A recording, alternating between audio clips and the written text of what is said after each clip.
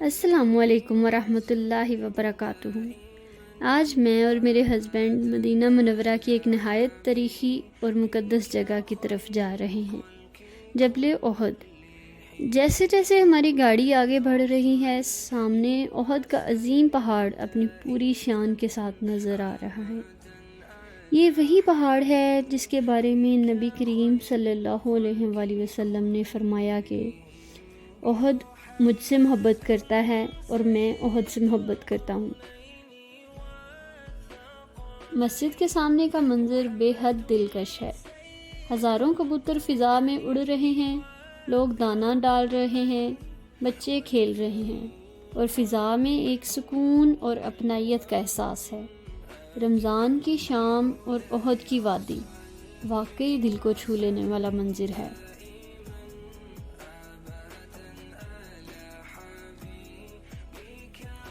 آگے بڑھتے ہوئے ہم دیکھتے ہیں کہ کچھ عمرہ زائرین کا گروپ ایک نقشے کے سامنے کھڑا ہے۔ یہ نقشہ غزوہ احد کی تفصیل بیان کر رہا ہے۔ لوگ غور سے سن رہے ہیں، کوئی جنگ کے مراحل کو سمجھنے کی کوشش کر رہا ہے۔ یہ وہی مقام ہے جہاں سن 3 ہجری میں غزوہ احد پیش آیا، جہاں صحابہ کرام نے عظیم قربانیاں دی تھیں۔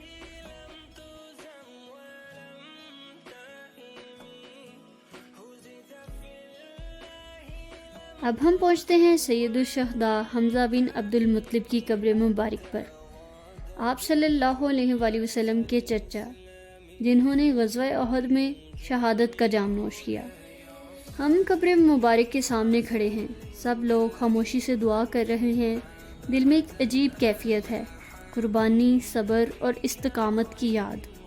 حضرت حمزہ کی شہادت ہمیں یاد دلاتی ہے کہ اسلام کی بنیاد کن عظیم قربانیوں پر رکھی گئی۔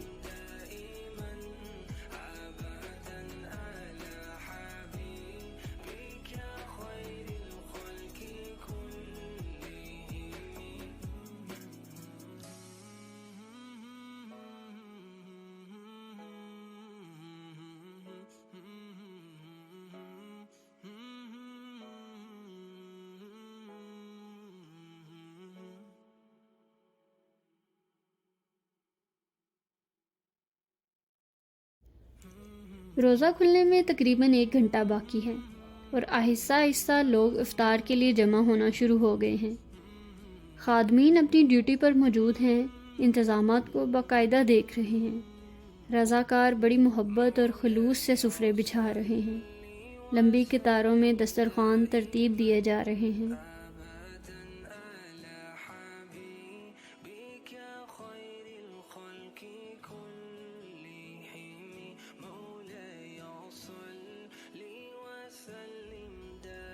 پانی کی بوتلیں رکھی جا رہی ہیں، کھجوریں رکھی جا رہی ہیں، فروٹ کے ڈبے، جوس اور افطار باکس رکھے جا رہے ہیں۔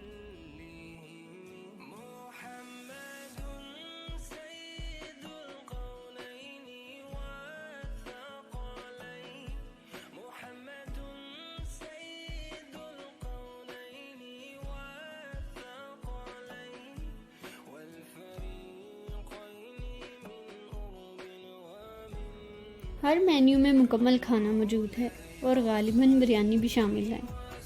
یہ سب کچھ انتہائی منظم انداز میں ہو رہا ہے۔ کوئی دھکم پیل نہیں، کوئی شور نہیں، صرف سکون اور خدمت کا جذبہ۔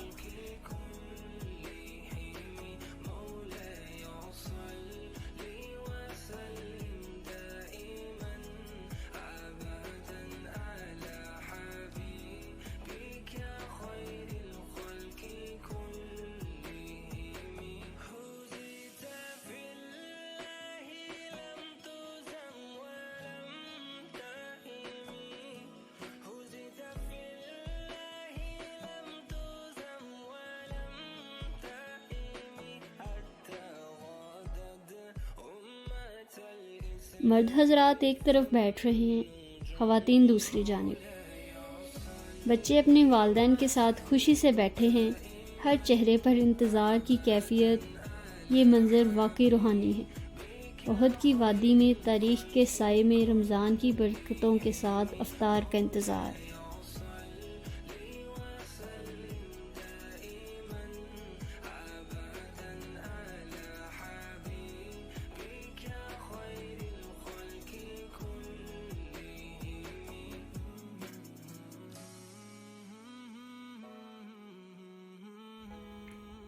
اب مغرب کی اذان میں 20 منٹ باقی ہیں اور احد کی وادی کا منظر آہستہ آہستہ بدلنے لگا ہے۔ یہ افطار کا انتظام واقعی بہت وسیع ہے۔ جہاں تک نظر جاتی ہے لوگ ہی لوگ اور ہر ایک کے لیے باقاعدہ جگہ۔ سب سے خوبصورت بات یہ ہے کہ یہ سب رضاکارانہ طور پر ہو رہا ہے۔ نہ کوئی معاوضہ، نہ کوئی دنیاوی لالچ، صرف خدمت کا جذبہ۔ کچھ خدمتگار باقاعدہ آواز دے رہے ہیں، روزہ دار بھائیوں ادھر آئیں۔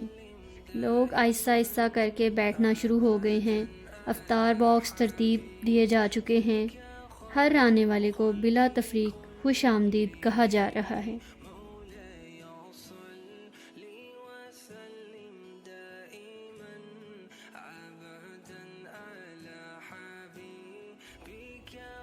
احد کے پہاڑ کے سائے میں رضاکاروں کی یہ خدمت واقعی دل کو چھو لینے والی ہے۔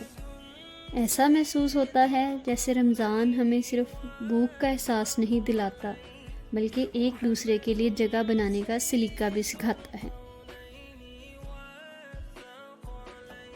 ہم بھی اپنے دسترخوان پر بیٹھ گئے ہیں۔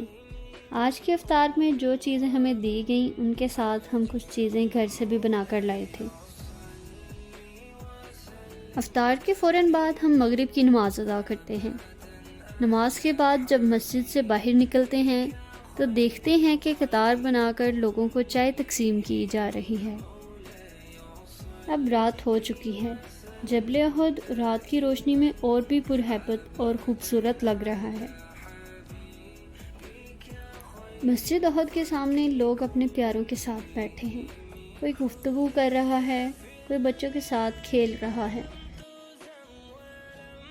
سامنے ہے جبل رما جس پر کچھ لوگ کھڑے دکھائی دے رہے ہیں۔ تاریخ اور حال ایک ساتھ محسوس ہو رہے ہیں۔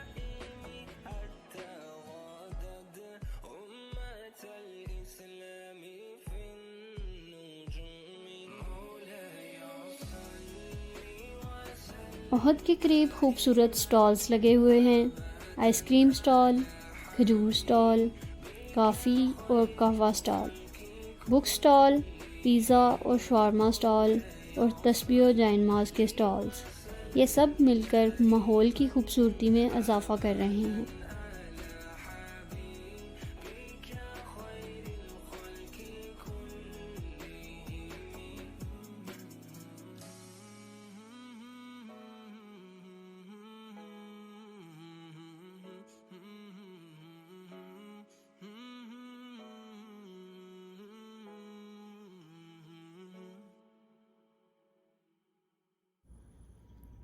آخر میں ہم ایک بار پھر احد کے خوبصورت منظر کو دیکھتے ہیں۔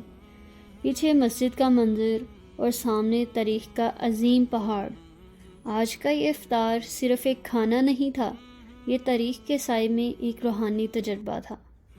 اگر آپ کو ہمارا یہ ولاگ پسند آئے تو لائک، شیئر اور سبسکرائب ضرور کریں۔ ہمیں اپنی دعاؤں میں یاد رکھیے گا۔ السلام علیکم ورحمۃ اللہ وبرکاتہ۔